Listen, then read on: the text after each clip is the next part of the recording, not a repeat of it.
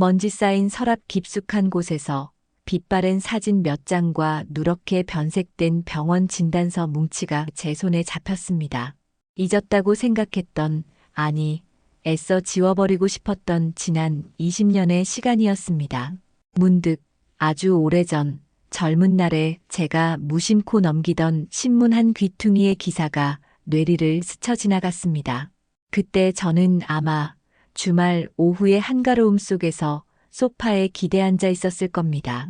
아내가 타준 커피 향이 은은하게 퍼지는 거실이었죠. 신문 사회면에는 남성 가정폭력 피해자 급증, 아내에게 맞는 남편들, 말 못할 고통, 그런 자극적인 제목의 기사가 실려 있었습니다. 저는 혀를 가볍게 차며 생각했습니다. 세상에 별일도 다 있군. 남자라고 맞지 말란 법은 없지만 저 지경까지 참고 사는 사람이 있긴 있구나. 딱하기도 하지. 마치 나와는 전혀 다른 세상, 다른 차원의 이야기처럼 그렇게 무심하게 넘겼더랬습니다. 하지만 그때의 저는 정말이지 꿈에도 몰랐습니다. 신문지 속 활자로만 존재하던 그 참담한 현실이 남의 불행인 줄로만 알았던 그 끔찍한 이야기가 바로 제 자신의 미래가 될 줄은 말입니다. 이렇게 제 자신이 한때는 동정하고 경멸하기까지 했던 그 나약하고 한없이 초라한 통계 속의 한 명, 아니, 그보다 더 비참한 존재가 되어 오늘 이 서랍 앞에서 절규하게 될 줄은 정말 꿈에도 몰랐습니다. 돌이켜보면 모든 것의 시작은 제 조급함과 무지함 때문이었는지도 모르겠습니다. 서울에서 벤처기업에 청춘을 바쳤습니다. 밤낮 없이 일에만 매달리다 보니 어느새 결혼 정년기는 훌쩍 지나 있었고 솔직히 여자를 제대로 사귀어 본 경험도 거의 없었습니다. 그런 저를 보다 못한 지방에 계신 부모님께서 중매를 서셨고 그렇게 저는 아내를 처음 만나게 되었습니다. 부산에 살고 있던 아내와 저는 1년 남짓 서울과 부산을 오가며 장거리 연애를 했습니다. 주말에 겨우 한 번 얼굴을 보는 것이 전부였고 자주 만날 수 없었기에 서로에 대해 깊이 알아갈 시간은 턱없이 부족했습니다. 하지만 양가 집안 어른들께서는 이미 결혼을 서두르는 분위기였고 무엇보다 저는 아내의 아름다운 외모에 첫눈에 반해버렸습니다. 긴 생머리에 맑고 커다란 눈망울, 언제나 입가에 잔잔한 미소를 머금고 있는 모습, 그저 예쁘다는 생각, 착해 보인다는 인상만으로 모든 것이 충분하다고 어리석게 믿었던 겁니다. 그렇게 저는 아내에 대해 잘 알지도 못한 채 서둘러 결혼을 진행시켰습니다. 결혼 후 함께 살게 된 아내는 제 기대 이상으로 참하고 상냥한 사람이었습니다. 매일 아침 정성껏 아침 식사를 차려주었고 퇴근하고 돌아오면 현관까지 달려나와 제 가방을 받아주며 환하게 웃어주었습니다. 제가 회사 일로 힘든 기색이라도 보일 때면 가만히 제 어깨를 토닥이며 다 잘 될 거예요. 당신은 정말 대단한 사람이잖아요 라고 속삭여주곤 했습니다. 그 한마디에 세상 모든 시름이 다 녹아내리는 듯 했습니다. 제 부모님께는 또 어찌나 살갑게 굴던지요. 명절이나 부모님 생신 때면 제가 미처 챙기지 못한 부분까지 세심하게 신경 쓰는 모습에 저희 어머니는 입버릇처럼 복덩이가 굴러 들어왔다며 저보다 제 아내를 더 딸처럼 여기실 정도였습니다. 주변 친구들 역시 하나같이 너 정말 전생에 나라를 구했다. 어디서 저런 천사를 만났냐며 부러움을 감추지 못했습니다. 네, 저는 정말로 제가 복받은 놈이라고 굳게 믿었습니다. 이 사람과 함께라면 제 남은 인생은 언제나 햇살 가득한 봄날일 거라고 단 한순간도 의심하지 않았습니다. 물론 지금 돌이켜보면 아주 미세한 그때는 전혀 알아차리지 못했던 균열의 조짐들이 있었는지도 모르겠습니다. 한 번은 길가에서 허리가 굽은 할머니 한 분이 힘겹게 폐지를 리어카에 싣고 계시는 모습을 보고 제가 아이고 저 연세에 얼마나 힘드실까 좀 도와드려야겠다라고 혼잣말을 한 적이 있습니다. 그러자 옆에 있던 아내가 제 팔을 슬며시 잡으며 말했습니다. 마음은 알겠는데 저런 분들 다 도와드릴 순 없어요. 그리고 젊었을 때 더 열심히 사셨으면 저렇게 안 되셨을 수도 있잖아요. 각자의 인생은 각자가 책임지는 거죠. 그 순간 늘 따스하던 그녀의 눈빛에서 아주 잠깐 이해하기 힘든 어떤 냉정함 같은 것을 느꼈던 것 같습니다. 하지만 저는 곧, 내 아내는 참 현실적이고 이성적인 사람이구나. 내가 너무 감상적이었나 보다라며 스스로를 타이르고 넘겼습니다.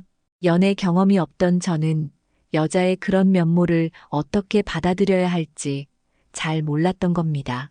또 한 번은 이런 일도 있었습니다. 제가 아주 어릴 적부터 간직해온 아버지께서 물려주신 낡은 만년필이 하나 있었습니다. 제게는 무엇과도 바꿀 수 없는 소중한 물건이었죠.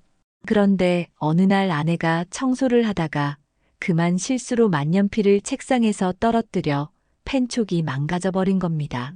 제가 너무 속상해서 망연자실한 표정을 짓자 아내는 미안한 기색도 잠시 곧 특유의 밝은 목소리로 말했습니다.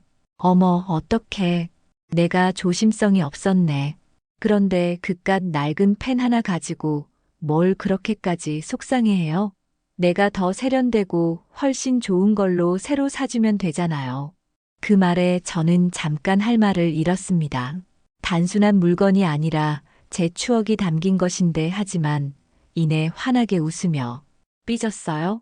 내가 잘못했으니까 이걸로 용서해줘요라며 제 볼에 입 맞추는 아내의 애교에 그 서운함도 잠시뿐이었습니다.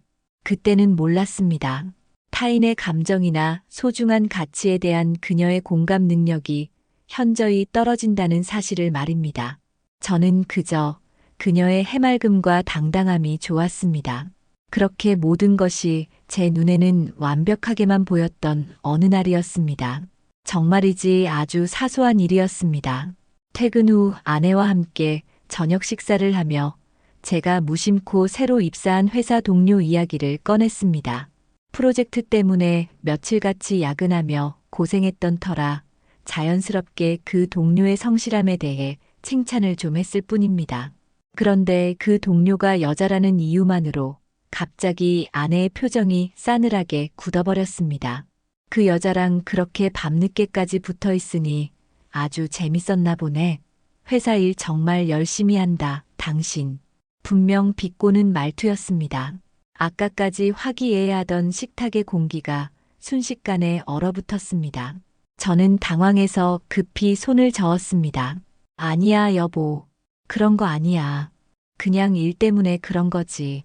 당신도 알잖아. 내 마음속엔 당신밖에 없는 거.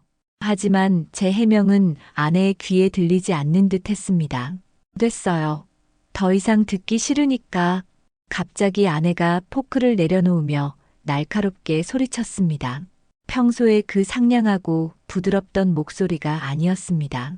마치 날카로운 유리 조각이 박힌 것처럼 차갑고 공격적인 전혀 낯선 목소리였습니다.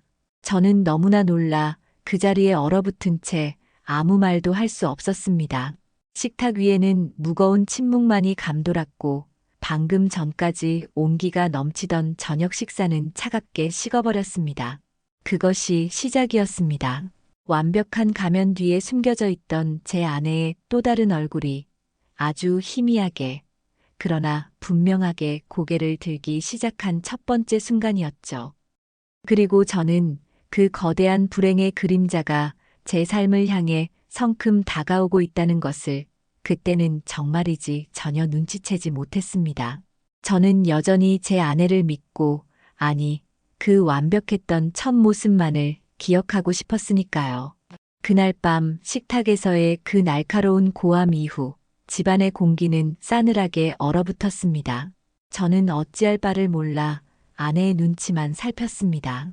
아내는 아무 일도 없었다는 듯 굳은 표정으로 설거지를 하고 먼저 침실로 들어가 버렸고 저는 마치 큰 죄라도 지은 사람처럼 거실 소파에 웅크려 밤을 지새웠습니다. 다음 날 아침 아내는 평소처럼 제 아침을 차려주었지만 그 눈빛에는 여전히 냉기가 서려 있었습니다. 저는 먼저 사과했습니다. 여보, 어제 내가 괜한 이야기를 꺼내서 당신 기분 상하게 한 것 같아. 미안해. 아내는 그저 알면 됐어요 라고 짧게 대답할 뿐이었습니다. 저는 그 침묵이, 그 차가움이 모두 제 탓이라고 생각했습니다. 어떻게든 아내의 기분을 풀어주고 예전에 다정했던 모습으로 되돌려야 한다는 생각만이 머릿속을 가득 채웠습니다. 그날 이후 저는 마치 살얼음판을 걷는 심정이었습니다. 아내의 표정 하나, 말투 하나에 온 신경을 곤두세웠습니다. 혹시라도 제 말이나 행동이 또다시 아내의 심기를 건드릴까봐 저는 점점 더 제 자신을 숨기고 아내에게 맞추려 애썼습니다. 회사의 여직원 이야기는 입에도 올리지 않았고 아내가 싫어할 만한 행동은 미리 알아서 피했습니다. 그렇게 위태로운 평화가 며칠 이어지는가 싶었습니다. 하지만 그것은 폭풍 전의 고요함에 불과했습니다. 주말 저녁이었습니다. 함께 TV를 보다 제가 무심코 리모컨으로 채널을 돌린 것이 화근이었습니다. 아내가 보고 있던 드라마가 끝나기도 전이었다는 겁니다. 지금 뭐 하는 거예요? 사람 말 무시하는 것도 정도가 있지. 아내의 목소리가 순식간에 날카로워졌습니다. 저는 깜짝 놀라. 아, 미안해. 드라마 끝난 줄 알았어라고 사과했지만 아내의 분노는 이미 시작된 뒤였습니다. 끝난 줄 알았다고? 당신은 항상 그런 식이야. 나한테는 전혀 관심도 없지. 내가 뭘 보든 뭘 하든. 아니야, 여보. 정말 그런 뜻이 아니었어. 제 말이 채 끝나기도 전에 제 오른쪽 뺨으로 무언가 날아와 부딪히는 것을 느꼈습니다. 짝 하는 날카로운 소리와 함께 눈앞이 번쩍했습니다. 순간적인 고통과 함께 믿을 수 없는 충격이 온몸을 휩쌌습니다. 제 아내의 손이었습니다. 사랑한다고 믿었던, 그토록 다정했던 아내가 제 뺨을 때린 것입니다. 저는 너무나 큰 충격에 아무 말도 아무 행동도 하지 못하고 그저 맞은 뺨을 감싸쥔 채 아내를 바라보았습니다. 그런데 정작 눈물을 터뜨린 것은 아내였습니다. 처음 본 아내의 아기에 찬 눈빛을 보면서 난 싸늘함을 느꼈습니다. 내가 오죽하면 당신한테 손을 올렸겠어요. 다 당신 때문이야. 당신이 나를 이렇게 미치게 만들잖아. 아내는 바닥에 주저앉아 서럽게 울부짖었습니다. 그 모습에 저는 맞은 뺨의 통증도 잊어버렸습니다. 내가 아내를 저렇게까지 힘들게 한 건가? 내가 또 무슨 큰 잘못을 저지른 거지? 혼란스러움과 함께 또다시 죄책감이 온몸을 짓눌렀습니다. 저는 자신도 모르게 아내 앞에 다가가 무릎을 꿇고 있었습니다. 여보, 미안해. 내가 다 잘못했어. 내가 정말 죽을 죄를 지었어. 제발 울지 마. 저는 울고 있는 아내를 다독이며 그렇게 빌고 또 빌었습니다. 제 뺨에 찍힌 아내의 손자국보다 더 아팠던 것은 이 모든 상황이 또다시 내 탓으로 귀결되고 있다는 절망감이었습니다. 그날 이후 아내의 폭력은 마치 당연한 수순처럼 반복되었습니다. 마음에 들지 않는 일이 있으면 고함과 함께 손이 날아왔고 저는 그때마다 필사적으로 사과하며 아내의 분노를 가라앉히려 애썼습니다. 그리고 폭풍이 지나가면 아내는 언제 그랬냐는 듯 다시 상냥한 아내로 돌아와 제게 매달리며 사랑해서 그런 거야. 당신이 나를 더 아껴주면 나도 안 그럴 수 있어라고 속삭였습니다. 저는 그 말을 또다시 믿고 싶었습니다. 아니, 믿어야만 했습니다. 그렇지 않으면 이 지옥 같은 현실을 견딜 수 없을 것 같았으니까요. 자연스럽게 아내와의 잠자리도 점점 줄어들었습니다. 아니, 거의 사라졌다고 하는 것이 맞을 겁니다. 아내의 손길이 닿을 때마다 저도 모르게 몸이 굳었고 지난 폭력의 기억들이 떠올라 아무것도 할 수가 없었습니다. 아내는 그런 저를 보며 당신, 나 이제 여자로 안 보이지? 역시 나한테 마음이 떠난 거였어라며 또 다른 비난을 퍼부었습니다. 저는 그 문제조차 제 탓이라고 생각하며 괴로워했습니다. 이제 아내의 손이 제 뺨을 스쳐 지나가는 것은 더 이상 놀라운 일이 아니었습니다. 더 무서운 것은 그 폭력 앞에서 아무것도 할 수 없는 제 자신을 발견하는 것이었습니다. 마치 보이지 않는 줄에 묶인 꼭두각시처럼 저는 아내가 조종하는 대로 움직이며 서서히 길들여지고 있었습니다. 제 영혼에는 그렇게 첫 번째 낙인이 깊고 선명하게 새겨지고 있었습니다. 집은 더 이상 편히 쉴 수 있는 안식처가 아니었습니다. 아내의 기분을 살피지 않고는 단 한순간도 숨편히 쉴 수 없는 살얼음판이었고 언제 터질지 모르는 시한폭탄을 머리맡에 두고 잠자리에 드는 전쟁터나 다름없었습니다.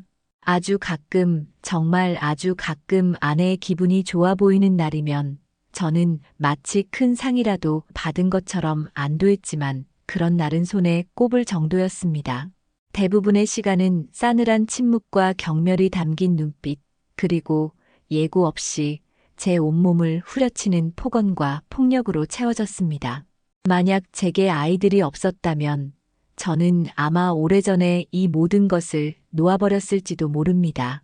하지만 잠자리에서 제 손을 꼭 잡고 조잘대는 아이들의 작은 온기, 학교에서 받아온 어설픈 상장을 자랑하며 제 품에 안기는 아이들의 해맑은 웃음이 저를 붙드는 마지막 희망의 끈이었습니다. 내가 무너지면 이 어린 아이들은 어떡하지? 이 아이들에게만큼은 어떻게든 평범한 가정을 만들어줘야 해. 그 처절한 다짐 하나로 하루하루를 간신히 버텨냈습니다. 아내는 제 그런 부성애마저 정확히 알고 이용했습니다. 당신 애들 앞날 생각해서라도 나한테 잘해야 하는 거 알지? 당신만 정신 차리고 나한테 순종하면 우리 집은 아무 문제 없어. 그 말은 제 목에 걸린 보이지 않는 족쇄였고 벗어나려 발버둥 칠수록 더욱더 저를 옥죄는 잔인한 주문과도 같았습니다. 그러던 어느 겨울날이었습니다. 그날은 유독 아침부터 아내의 신경이 날카로워 보였습니다. 정말 별것 아닌 제 말실수 하나로 시작된 말다툼은 순식간에 아내의 광기 어린 분노로 번져나갔습니다. 집안의 물건들이 요란한 소리를 내며 바닥에 나뒹굴고 저를 향한 인간이하의 모욕적인 욕설들이 쉴 새 없이 퍼부어졌습니다. 저는 이미 수없이 반복된 그 모든 폭력 앞에서 그저 고개를 숙인 채 이 광풍이 빨리 지나가기만을 바라고 있었습니다. 그런데 그때 증오로 이글거리던 아내의 눈빛이 번뜩였습니다. 마치 오랫동안 숨겨둔 먹잇감을 발견한 맹수처럼 아내는 다용도실 구석에 놓여있던 제가 아주 오랫동안 소중히 간직해온 낡은 나무 괴짝으로 향했습니다. 그 괴짝 안에는 제 지나온 삶의 조각들이 담겨 있었습니다. 젊은 시절 부모님께서 처음으로 제게 사주셨던 낡은 손목시계, 학창시절 밤새워 공부해서 받았던 빛바랜 상장들, 가장 친했던 친구와 주고받았던 수십 통의 편지 뭉치와 함께 찍은 낡은 흑백 사진들, 그리고 제가 젊은 날 열정을 쏟았던 취미와 관련된 작은 수집품들까지 돈으로 환산할 수 없는 제 인생의 소중한 순간들과 추억이 고스란히 담겨있는 저만의 보물 상자였습니다. 이딴 과거의 망령들, 이런 쓰레기들에 파묻혀 있으니 당신이 그 모양 그 꼴인 거야. 당신이 변하지 않는 건 다 이런 하찮은 것들 때문이라고. 아내는 악을 쓰며 그 나무 괴짝을 거실 한복판으로 끌고 와 그대로 뒤엎어버렸습니다. 쾅 하는 둔탁한 소리와 함께 괴짝 안의 물건들이 사방으로 힘없이 흩어졌습니다. 저는 본능적으로 그것들을 향해 손을 뻗으려 했습니다. 하지만 아내는 이미 바닥에 나뒹굴던 제 오래된 앨범을 집어들고 있었습니다. 그리고는 제 눈을 똑바로 쳐다보며 그 안에 고이 간직되어 있던 제 젊은 날의 사진들을 한 장 한 장 비웃음과 함께 갈기갈기 찢어버리기 시작했습니다. 그 순간 제 심장이 함께 찢겨나가는 듯한 격렬한 고통이 밀려왔습니다. 안 돼, 제발 그것만은 건드리지 마. 제 목소리는 거의 기어들어가는 신음에 가까웠습니다. 온몸의 피가 차갑게 식는 것 같았지만 저는 아무것도 할 수 없었습니다. 아내는 이미 깨진 유리 조각 하나를 날카롭게 세워들고 저를 노려보고 있었기 때문입니다. 움직이기만 해봐. 당신 얼굴에 어떤 그림이 그려질지 궁금하지 않아? 얌전히 있어. 이게 다 당신을 위해서 하는 일이니까. 그녀의 목소리는 섬뜩할 정도로 차분했고 그 눈빛에는 일말의 망설임조차 없었습니다. 저는 그 자리에 얼어붙은 채 제 소중한 추억들이 담긴 물건들이 아내의 손에 의해 하나씩 처참하게 망가져가는 것을 지켜볼 수밖에 없었습니다. 부모님의 시계는 바닥에 내동댕이 쳐져 산산조각 났고 친구와의 편지들은 갈기갈기 찢겨 허공에 흩날렸으며 제 빛바랜 상장들은 아내의 구둣발 아래에서 힘없이 구겨졌습니다. 눈물이 비오듯 쏟아졌지만 차마 소리내어 울 수도 없었습니다. 제 삶의 증표들이, 제 존재의 이유들이 그렇게 제 눈앞에서 무참히 부정당하고 있었습니다. 모든 것이 잿더미처럼 변한 후 아내는 마치 아무 일도 없었다는 듯 이제야 좀 숨통이 트이네. 당신도 이제 과거 따위에 얽매이지 말고 나한테만 집중해. 알겠어? 라고 말하며 방으로 휙 들어가 버렸습니다.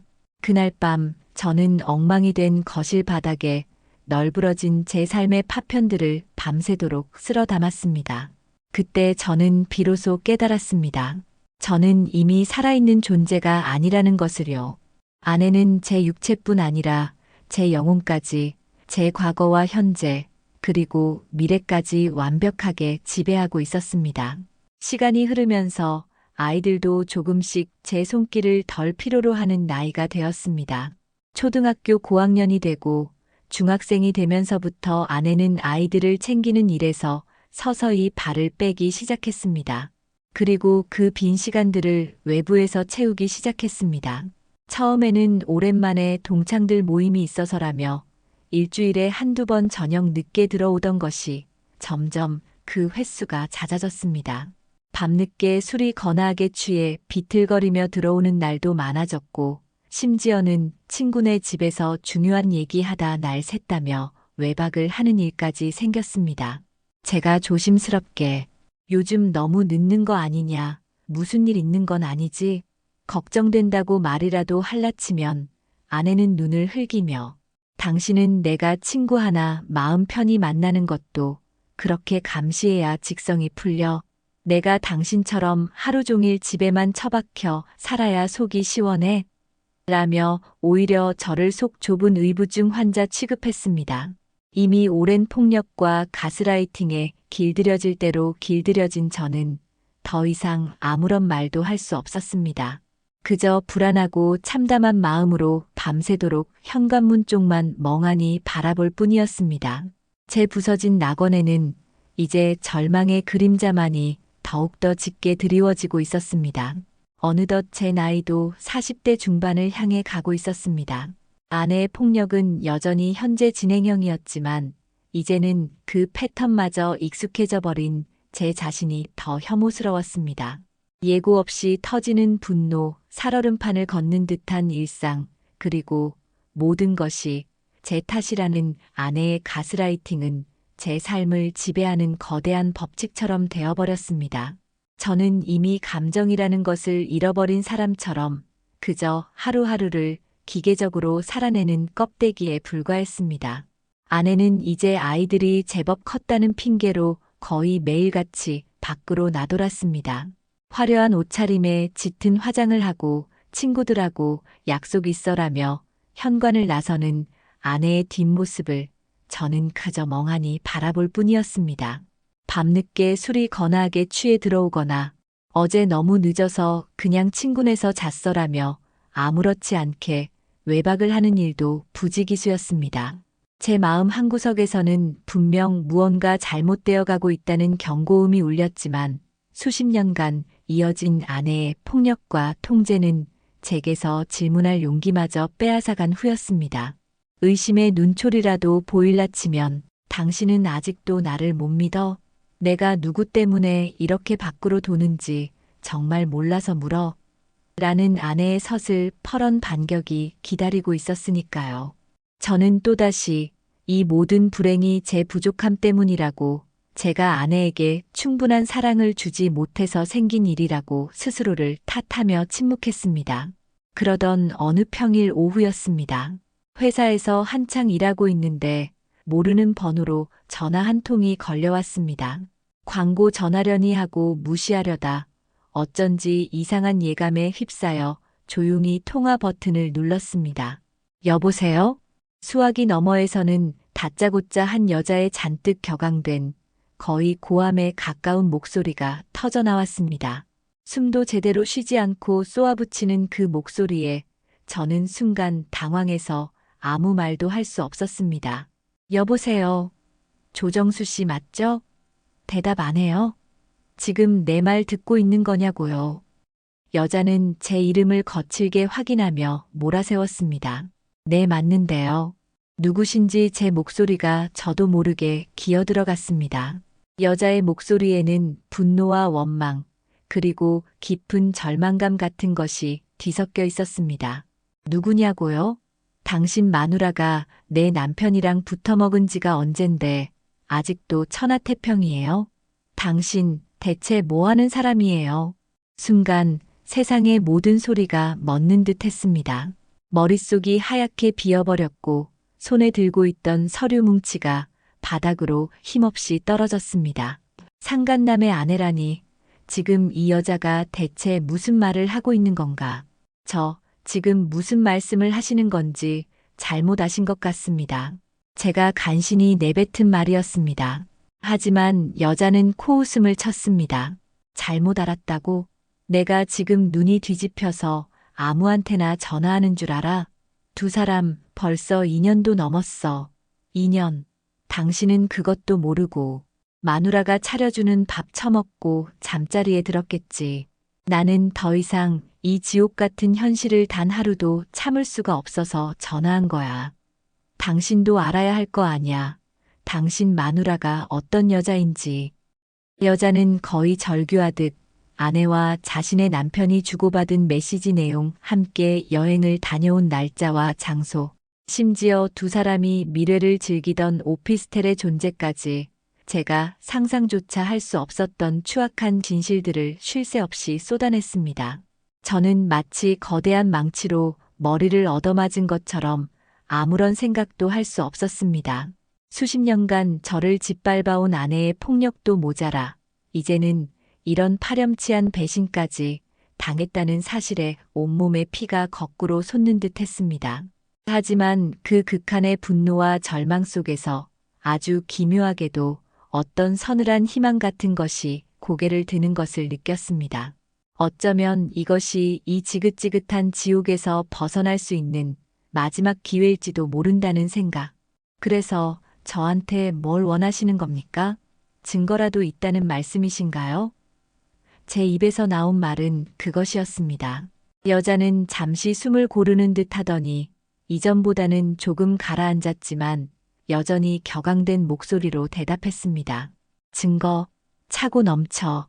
두 인간들 대화 녹음한 거, 같이 호텔 들락거리는 사진, 카드 쓴 내역까지 아주 빼도 박도 못할 증거들. 내가 다 가지고 있어. 원한다면 지금이라도 전부 당신한테 넘겨줄 수 있어. 당신도 이 더러운 관계 끝장내야 할 거 아냐. 그녀의 목소리에는 깊은 배신감과 함께 모든 것을 폭로하고 말겠다는 단호한 의지가 담겨 있었습니다. 그날 저녁 저는 떨리는 마음으로 그녀가 알려준 장소로 향했습니다. 약속 장소에 나타난 여자는 전화 통화에서처럼 잔뜩 날이 서 있었지만 그 눈빛에는 저와 비슷한 깊은 상처와 배신감으로 인한 그늘이 드리워져 있었습니다. 그녀는 제게 두툼한 서류 봉투 하나를 건넸습니다. 그 안에는 제 아내와 그 남자의 추악한 관계를 증명하는 차고 넘치는 증거들이 담겨 있었습니다. 호텔을 드나드는 모습이 찍힌 사진들, 서로를 여보, 당신이라고 부르며 사랑을 속삭이는 메시지들, 심지어 두 사람이 미래를 계획하는 듯한 대화 내용까지 저는 떨리는 손으로 그 증거들을 하나하나 확인했습니다. 매 순간 심장이 칼로 베이는 듯한 고통이 밀려왔지만 동시에 제 머릿속은 그 어느 때보다 차갑고 명료해지는 것을 느꼈습니다. 제 손에 들린 이 추악한 진실들이 어쩌면 지난 수십 년간 저를 올가매었던 그 모든 사슬을 끊어낼 수 있는 유일한 칼날이 될지도 모른다는 생각이 들었습니다. 폭력에 길들여져 스스로는 아무것도 할 수 없었던 제게 이 낯선 전화벨은 어쩌면 신이 내린 마지막 동아줄이었을까요? 아니면 더 깊은 나락으로 저를 끌어내릴 악마의 속삭임이었을까요? 그날 밤 저는 한숨도 자지 못했습니다. 상간남의 아내가 건네준 제 아내의 배신이 담긴 증거들을 밤새도록 확인하며 지난 수십 년간 저를 올감했던 가스라이팅의 실체를 피눈물과 함께 깨달았습니다. 짙은 안개가 걷히고 비로소 정신이 돌아온 기분이었습니다. 분노와 슬픔을 넘어선 차가운 결의가 온몸을 휘감았습니다. 날이 밝자 저는 거실에서 태평하게 TV를 보고 있는 아내 앞에 그 증거들을 던지듯 내려놓았습니다. 아내는 처음엔 어리둥절한 표정을 짓더니 이내 반말로 "뭐야 이게? 당신 요즘 나 몰래 탐정놀이라도 해?" 라며 비아냥거렸습니다. 탐정놀이가 아니야. 당신이 저지른 짓들에 대한 기록이지. 제 단호한 목소리에 아내의 표정이 순간 굳었지만 곧 증거들을 비웃으며 바닥에 내팽개쳤습니다. "이까지 사진 몇 장 가지고 지금 나 협박하는 거야? 웃기지 마." 그리고는 제게 달려들어 멱살이라도 잡을 듯 손을 치켜들었습니다.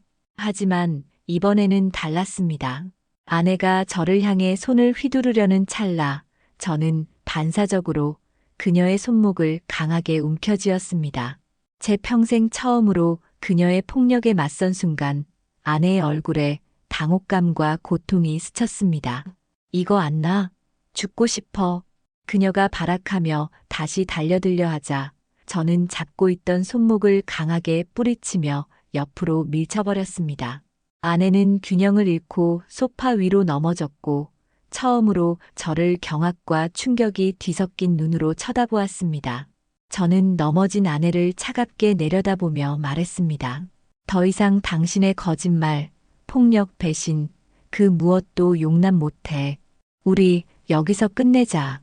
아내는 분을 이기지 못하고 물건들을 집어 던지며 발악했지만 그 모습은 더 이상 공포가 아닌 한낱 패자의 몸부림일 뿐이었습니다. 예상대로 아내는 이혼 소송에서 온갖 거짓으로 저를 음해하려 했지만 명백한 증거들 앞에서 그녀의 모든 주장은 힘없이 무너졌습니다. 결국 법은 제 손을 들어주었고 상간남으로부터 위자료까지 받아내며 그 지옥 같던 결혼 생활에 마침표를 찍었습니다. 모든 것이 정리된 후 저는 아직 학생인 아이와 함께 서울 외곽의 작은 아파트로 이사했습니다.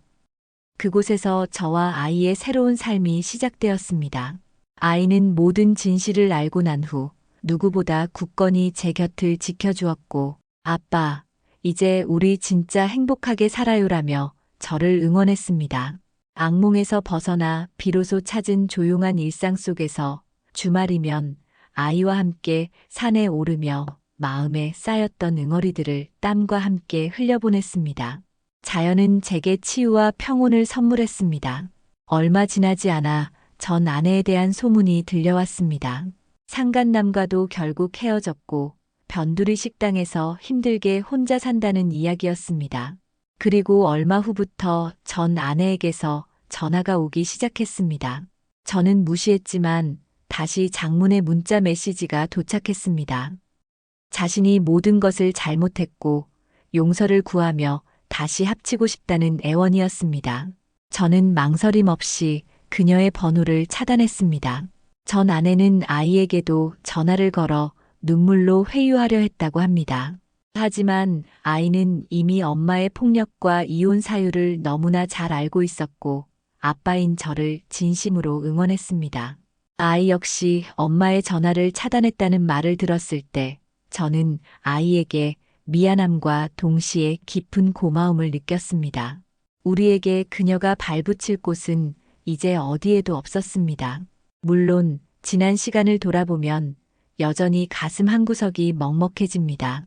아내의 가스라이팅에 속아 모든 불행이 내 탓이라 믿었던 과거의 제가 떠오를 때면 한없는 연민과 함께 처절하게 이용당하고 인생을 도둑맞았다는 생각에 지금도 울컥 분노가 치밀기도 합니다. 하지만 이제는 더 이상 그 어두운 과거의 그림자에 갇혀 현재의 소중한 시간을 허비하고 싶지 않습니다. 요즘 저는 주말이면 아이와 함께 혹은 때로는 홀로 산을 찾습니다. 발 아래 흙의 감촉을 느끼며 한 걸음 한 걸음 오르다 보면 복잡했던 머릿속이 맑아지고 가슴이 탁 트이는 것을 느낍니다. 정상에 올라 시원한 바람을 맞으며 내려다보는 풍경은 제게 새로운 용기와 희망을 주곤 합니다. 그리고 얼마 전부터는 낚시도 배우기 시작했습니다. 고요한 물가에 앉아 찌를 바라보고 있으면 세상 모든 시름이 다 잊히는 듯 마음이 평온해집니다. 작은 물고기 한 마리가 주는 짜릿한 손맛과 함께 제 삶에도 이처럼 소소하지만 확실한 기쁨들이 다시 찾아오고 있다는 사실에 새삼 감사하게 됩니다. 아이와 함께 낚싯대를 들이우고 함께 웃고 함께 저녁거리를 걱정하는 이 평범한 일상이야말로 제가 그토록 갈망했던 행복이라는 것을 저는 매 순간 가슴 깊이 느끼고 있습니다. 이 새로운 삶에 대한 애착과 기쁨이 제 마음속에서 샘솟는 것을 느낍니다. 서랍 속 깊은 곳에 넣어둔 빛바랜 사진과 낡은 진단서들은 이제 제 고통스러웠던 과거의 증인이자 동시에 그 모든 것을 이겨내고 살아남은 제 생존의 훈장입니다. 저는 그것들을 보며 매일 다짐합니다. 다시는 그 누구에게도 내 삶의 주도권을 빼앗기지 않겠다고. 오롯이 나와 내 아이를 위한 이 소중한 평화와 기쁨으로 가득 찬 삶을 살아가겠다고 말입니다.